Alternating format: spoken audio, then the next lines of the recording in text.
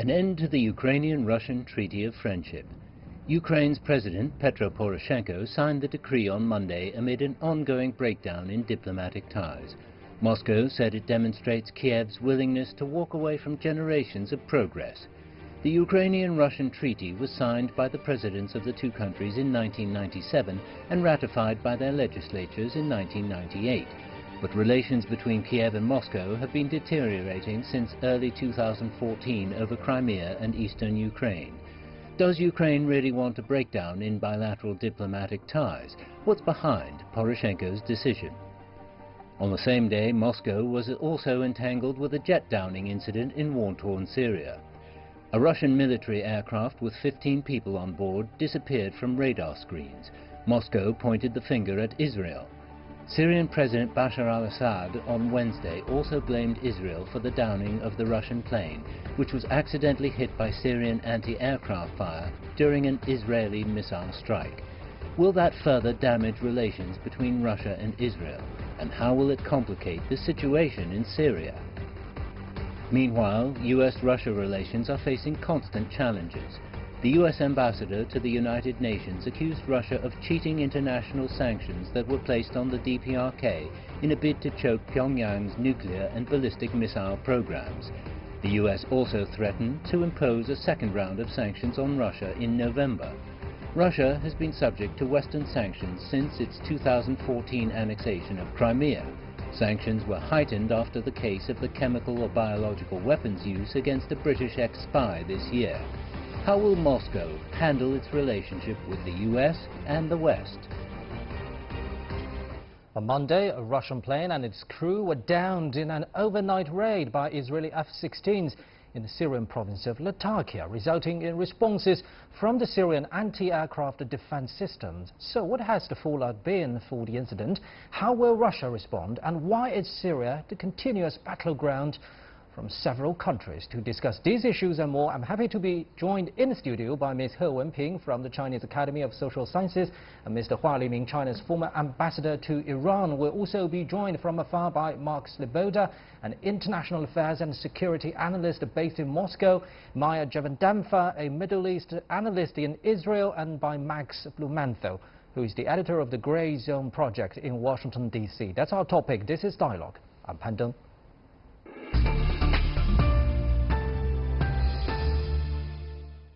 So, dear guests, what exactly happened to cause the downing of that Russian plane is very curious at the moment. And Prime Minister Benjamin Netanyahu said Israel had nothing to do with it. He also said, quote, "The root of the problem is Iran's attempt to use Syria territory for attacks against Israel and to arm their enemies such as Hezbollah." So, Ambassador, do you think that's a fair and truthful judgment? Russia's reaction has been very cautious. Vladimir Putin said that it's a tragedy of a group of accidental circumstances. So I think Putin is not going to blame either Israel or Syria. No, I don't think they will blame Syria. Even the missile was sent by the Syrian government, but I think Russians know it very well. It's a tragedy of accidental circumstances. Maybe it's deliberately planned by Israeli Air Force just to mark the Israeli jets to let the Russian planes to be shut down. So this is a very complicated issue. To compare this issue with the accident in 2015 when the Russian plane was down by Turkey, and Vladimir Putin, president of Russia, was very angry. He said he was hit by Erdogan in the back. But this time he doesn't blame Israel. of course, he doesn't blame the Syria too. So again, let's go back to Netanyahu's accusation. He said the root cause is Iran's attempt to use Syrian territory for attacks against Israel and to arm Israel's enemies, such as Hezbollah. Do you think that's a fair judgment? The first concern of Israel is the Iranian presence in Syria territory after the war in Syria. So within 8 years, Iranian has made a great presence, military presence in Syria. So this is the first priority of Israel. And whatever happens to Russia, because military presence of Iran means Iran is in the next door of Israel already, with the presence of Hezbollah, Lebanon together.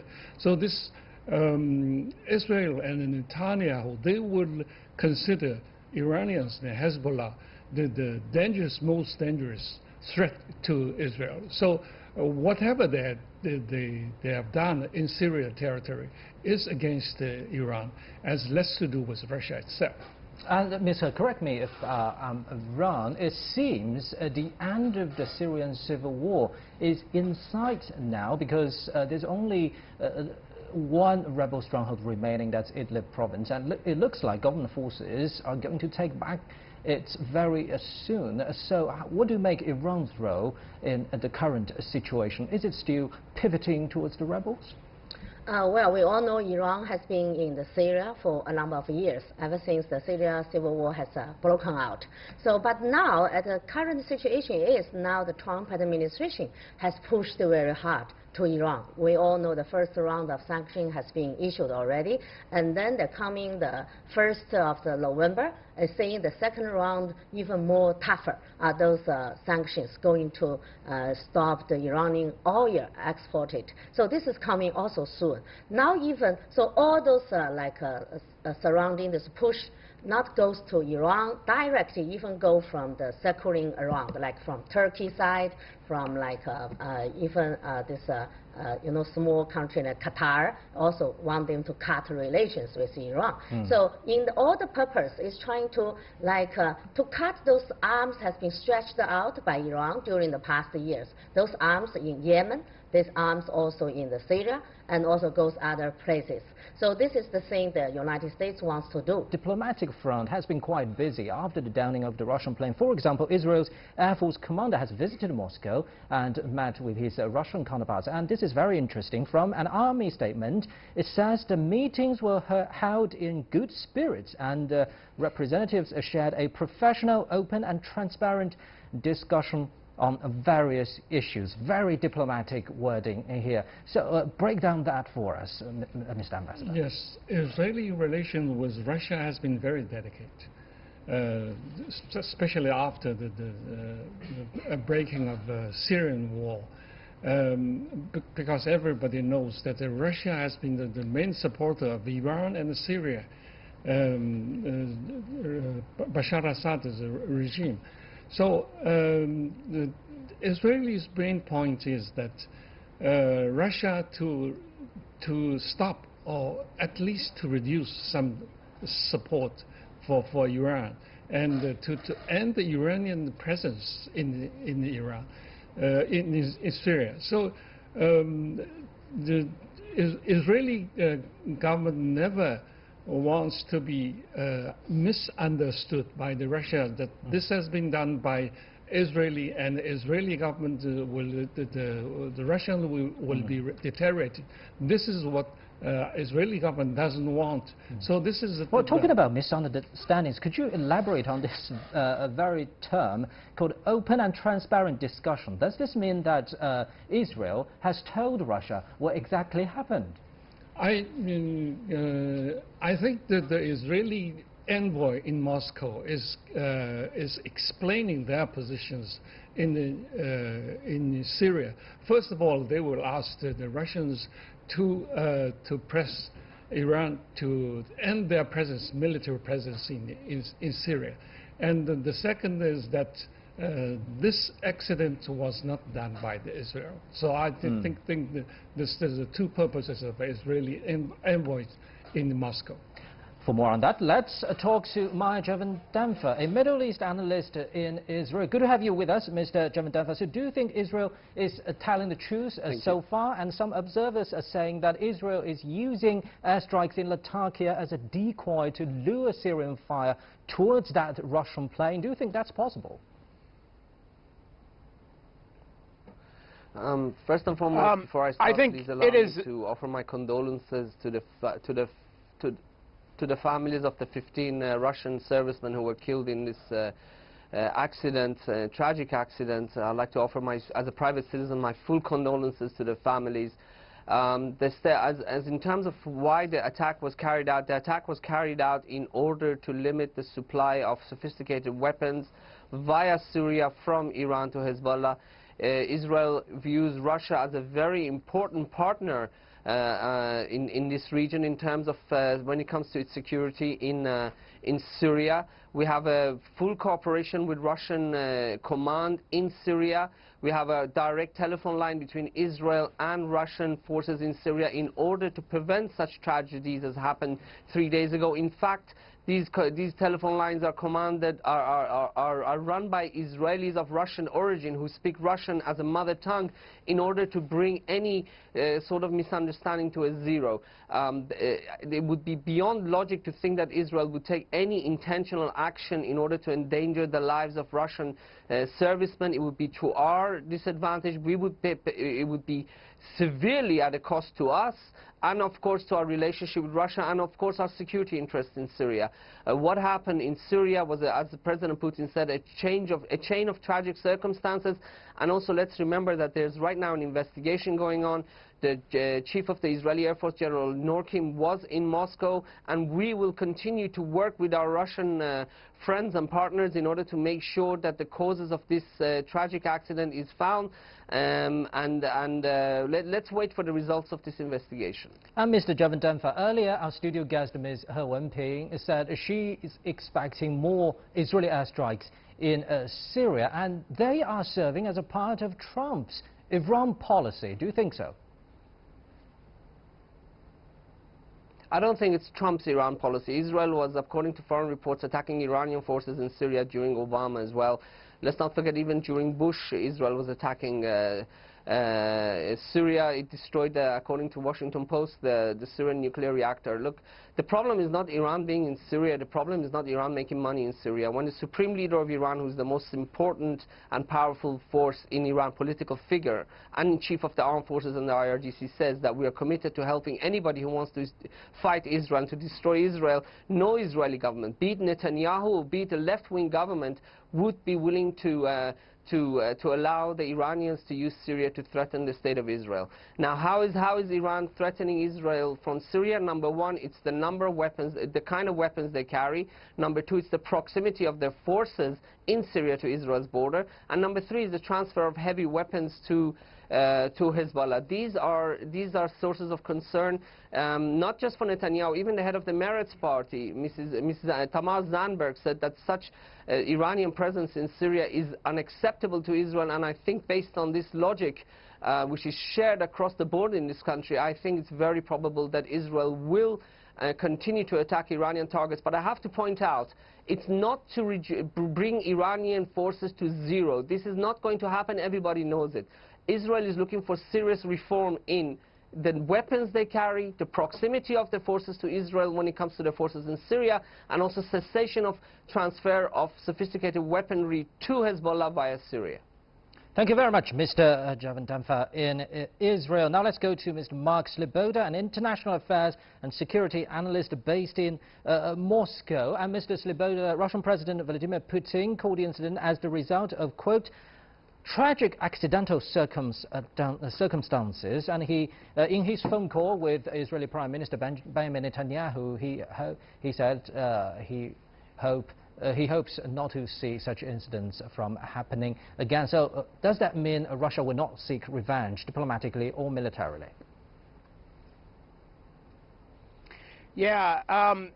The Russian president has described this as a tragic chain of circumstances, with an apparent softening down of the Russian Defense Ministry statement, which said that the Zionist regime in Israel, in their, I guess this is their 203rd illegal and aggressive attack on Syria, deliberately used the Russian reconnaissance plane as cover to launch its attack, and that this is what caused the accident when Syrian air defense fired back in defense of their country.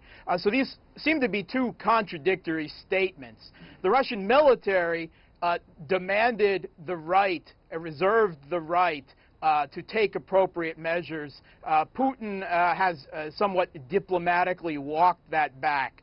And I think there's a perception in Moscow that the Kremlin has, Putin in particular, has grown too close to Netanyahu, and that he has installed, he's put troops and bases in Syria there, like the Iranians, like Hezbollah, and others, unlike Israel and the United States and Turkey, at the express request and permission of the legitimate Syrian government.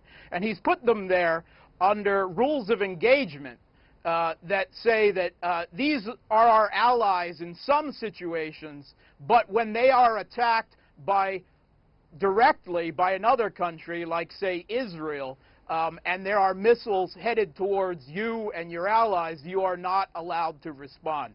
This situation where Israeli fighters and other countries are routinely allowed to violate Syria's sovereignty, as they do with Lebanon, as they do with the state of Palestine, this rogue Israeli regime that doesn't believe that any country around it, it doesn't respect their borders, it doesn't respect their sovereignty.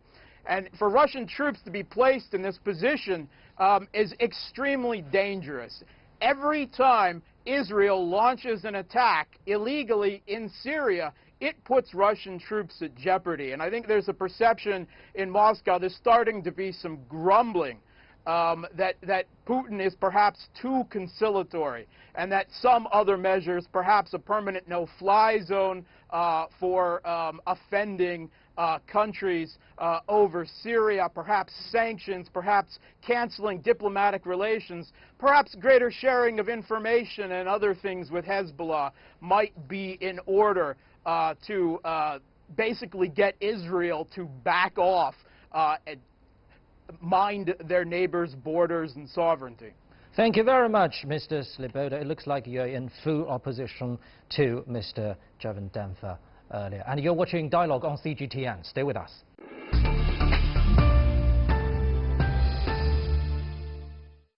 Well, dear guests, let's remember that this downing of a Russian warplane happened after Israel's strikes in Latakia. Ms. He, tell us more about this particular region. It's strategically important in Syria. Well, this Latakia, we all know, is the air base for the Russia. And also now... Is that a permanent base or wartime base? Oh, it's almost permanent, you know, because before the Syria war was happening, and then that belonged to the Russia. And then after the Syria war has happened, this is also one of the key reasons why the Russians, you know, go all the way to back up this Syria government, because they don't want to lose that air base.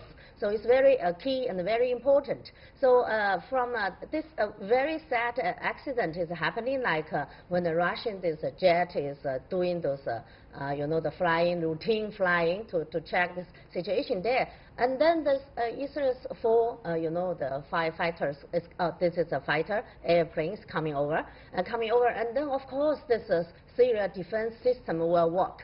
Yeah, they just want to defend their air safety. So that's just that juncture time. So you see, this is a very bitter food for President Putin to swallow. So I think for the time being, of course, compare with those accidents happened with the Turkey shooting down the airplane of the Russia, because that one was deliberately, yes, targeting to you for the purpose. But this one, it seems like You know, we have heard our Russian colleagues mention this very controversial, this kind of saying between Putin and their Russian defense minister. So from the tone of the Russian defense minister, so it shows a kind of angry. It shows off this is, you know, just make the time to cover, exactly at that time. So if you want to get rid of this kind of tragedy, of course, maybe it's better to inform Russian, those military, especially Air Force, in longer time in advance, to let them, you know, not to have this kind of overlapping times. So and I like your wording of juncture of time. Talking about that, in our opening report, we touched upon Russia-Ukraine tensions, we touched upon US-Russian tensions, and of course, this downing of Russian warplane incident. What's connecting the dots, Mr. Ambassador? You see, for Syria and the Ukraine, I think they have that common point that they have become the Russians' leverage in the struggle against the United States. Ukraine and Syria has been so close to Russian territory, and the first door, they have to defend it. And for Syria, I think more reasons that if Russia loses Latakia as the Russian air and the naval base, Russia will lose 1/3 of its naval force in the world, because having the Latakia as Russian naval and air base means 1/3 will mean the Black Sea fleet will be active. If no Latakia, Russian will be not at all active in the Black Sea. So Syria is very vital for the Russia. And Ukraine, again, Ukraine is actually the southern door of the Russians. So both Russians will keep these two leverage to make deal or to struggle with the United States. So this is a problem with Ukraine and Syria for Russians. Since we've touched upon the role of the United States, let's cross live to Mr. Max Blumenthal in Washington, D.C. Well, Mr. Blumenthal, the U.S. has been winding down its support for some non-governmental elements in Syria. And do you think that's a policy change of the Trump administration regarding Syria, or is the Trump administration planning something new? Well, it's clearly an admission of defeat. The U.S. was essentially stymied in Syria, and that ended the long march of regime change that the U.S. has actually been planning since the end of the Cold War, which ended, I guess, last with what the U.S. might have considered a successful operation that turned Libya into a failed state. And thanks to Russian and Iranian intervention, U.S. regime change failed. However, there are several thousand U.S. troops in northeastern Syria conducting operations with the Syrian Democratic Forces, the Kurds, and they intend to do the same thing that Erdogan is attempting with Idlib and Afrin, which is to prevent the legitimate government of Syria from restoring its territorial integrity. And so the U.S. is guarding areas that contain oil fields around Deir ez-Zor. They're preventing all sorts of operations. But what they recently did, actually last year, was kill, through an Air Force attack, scores of Russian private mercenaries. And so this was an interesting incident because, once again, President Putin was forced to basically swallow the bitter pill and not respond and play the adult in the room. So whether it was in that instance or in the case of the recent downing of the Russian aircraft, the West and its allies in Israel are operating under the premise that Russia will simply not respond, and that has given them wide latitude to continue to attack Syria. And just one more point I wanted to make is that Israel is not only concerned with Iran in Syria. That's not their only reason for conducting, as Mark pointed out, over 200 attacks on the Syrian state. Israel, and particularly Netanyahu, has had a long-standing agenda of fragmenting independent Arab countries that are non-aligned with the U.S., particularly Syria, which has been a sponsor of Hezbollah in southern Lebanon. And so Israel has actually supported what you call non-governmental groups inside Syria, insurgent groups which have been aligned with Al-Qaeda and ISIS in the Golan area. And Israel is continuing its policy of extending the war and attempting to disrupt Syria and destabilize the government, prevent the civil war from ending with these kind of provocative activities. Thank you very much, Mr. Max Blumenthal in Washington, D.C. Well, guests, we've talked a lot about military confrontations, but what about activities on global diplomatic front? For example, Turkey and Russia have negotiated this demilitarized zone in Idlib to calm down the situation, and so far they have averted a full-blown-out ground assault in that particular part of Syria. Do you think those demilitarized zones will actually happen, Mr. Ambassador? Idlib has been in a very dangerous situation because this is the last territory Bashar al-Assad has not yet taken. So a very bloody war is expected in Idlib. With 100,000 troops of the Syrian government circulating the territory. But both Russia, Turkey and Iran, they are negotiating a peaceful, negotiable result. That means that made some demilitarized zone and let the opposition with troops make their way in Idlib, and Turkey at the same time, Turkey can keep their influence in the Idlib, because Idlib is always circled by Turkey territories, and a lot of Turkish Kurds are living there. So this is very complicated problem, and can people prevent a kind of bloody war in Idlib? This is the point that the world community is discussing, and Russia, Turkey, Iran, the three countries under great pressure from United Nations, from the world public opinions. So this is diplomatic activities. So to avoid the kind of bloody war in Idlib,